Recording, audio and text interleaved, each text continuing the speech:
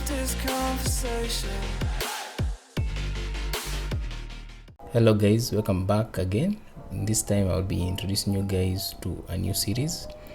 This series of tutorials will be focused on making a blackjack game. It's a popular game that most people play in their lives, but this time we're going to be making it so that you're able to play on it online. So without further ado, let's get started. So this is the game that you're going to be making.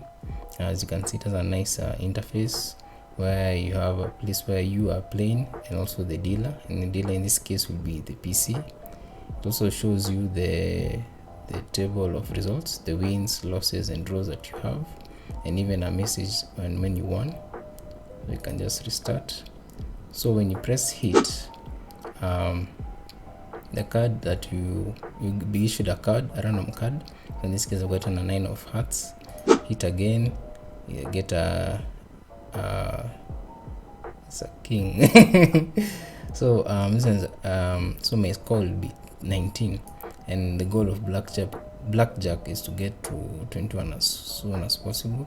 I'm feeling confident, so I'll just press on stand and you can see I have won. So when you press on stand, the PC gets issued their cards, and you can see they have gotten 12. This is 10 and 2, so I've gotten 12. So 19 is closer to 21, so I've won. So if I want to go to another round, just press on deal, then press hit again, then hit, then hit. So I can press either stand and wait for the dealer, or I can press hit again. But now you can see I've gone bust, which means I've gone above 21. So when I press find that both of us have busted. So that will be what we'll be making in this tutorial. It's just a trailer to introduce you what to expect, and as always I've left resources such as the GitHub. This is the GitHub where you can access the whole code, or leave a link in the description where you can access it. And even I've made a blog where you can go step by step, from the introduction to project setup, basic structure, all the way to the end where you're going to be deploying the project. So you can see all these parts. So you go slowly go at your own pace.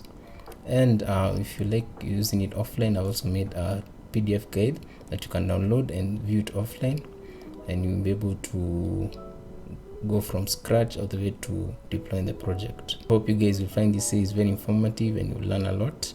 And if you are looking forward to it, please let me know by leaving a comment in the comment section.